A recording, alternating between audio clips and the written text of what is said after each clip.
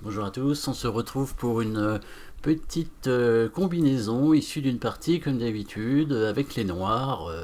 Le côté noir est en bas, donc c'est au noir de jouer.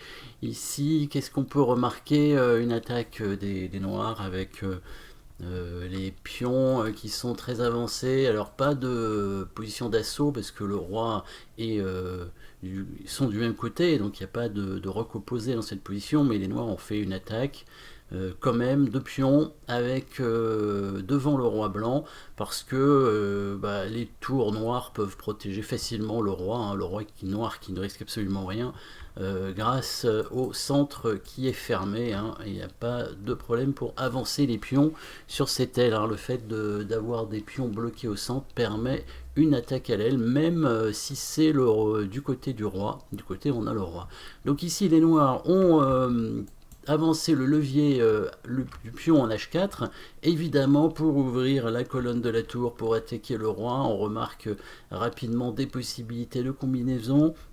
Si le pion prend en G3, évidemment, les blancs seront dans l'obligation probablement de reprendre avec le pion F, hein, afin de défendre la rangée, le pion H2 avec la tour, parce que sinon il y aurait la combinaison liquidation de la défense, hein, en prenant le pion en H2, on ramènerait l'autre tour et on mettrait la dame en F3.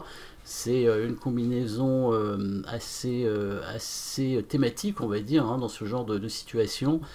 Donc ce qu'il faut simplement faire ici avec les noirs, c'est arriver à dévier la tour qui défend le pion en H2, donc la tour sur la deuxième rangée. On a un coup simple qui permet de le faire.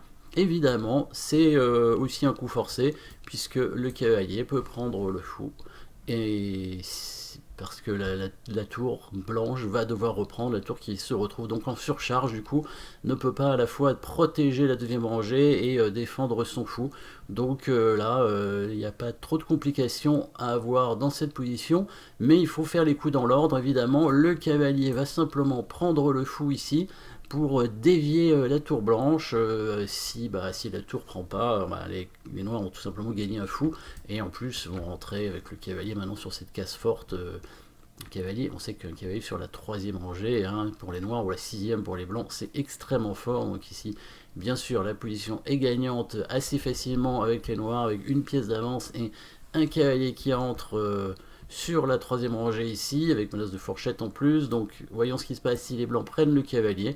Les noirs vont prendre ce pion maintenant pour ouvrir la colonne de la tour. Les blancs qui vont être dans l'obligation de reprendre le pion, parce que sinon les noirs vont simplement prendre même le pion en H2 et amener la dame ici pour mener leur pion à dame, voire mater le roi blanc assez rapidement. Les blancs qui sont quand même obligés de prendre avec le pion F malgré tout, hein, pour tenter de s'enfuir avec le roi si c'est possible, et donc le fameux sacrifice de tour, hein, donc dégagement de l'espace un peu, liquidation de la défense ici, la chaîne de pions devant le roi, hein, sacrifice assez thématique avec la deuxième tour qui va arriver et la dame noire qui va rentrer en F3. Les blancs qui n'ont aucune défense, hein. Bon, si jamais ils prennent la tour, donc c'est plutôt simple, la deuxième tour arrive pour donner échec, coup forcé, bien entendu, le roi revient ici pour éviter l'échec, mais la dame arrive quand même en F3 pour menacer mat, hein, avec la tour, un mat imparable ici, puisque c'est la dame qui défend.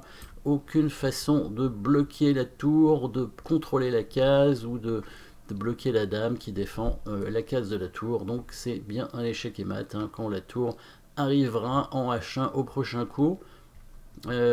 Si les blancs ne prennent pas la tour ici, par exemple ramènent peut-être leur tour comme ça sur la deuxième rangée, la tour noire va simplement se décaler, on refuse l'échange parce qu'on veut conserver les tours très actives ici, on refuse l'échange, au passage on attaque ce pion en G3 et on menace de ramener donc la deuxième tour, hein, avec la menace encore une fois de mat en quelques coups ici en H1, hein. On remarque que si la dame blanche vient en F2 pour protéger, essayer de protéger ou essayer de permettre un échange de dames, éventuellement, pourquoi pas, hein. Et si les noirs prennent, bon, un échange de dames, les blancs n'ont perdu qu'un pion pour l'instant, c'est peut-être défendable. Et bien il y a le petit coup de tour ici quand même, hein, amusant. Tour en H7, on va quand même le jouer, parce que si la dame prend la dame en F5, la tour donne échec en H1, et après on aura un échec et mat avec les deux tours, une sorte de mat des escaliers ici un peu, avec le roi qui ne peut pas monter sur la troisième rangée. Donc aucune défense ici pour les blancs, hein, qui se retrouvent complètement bloqués.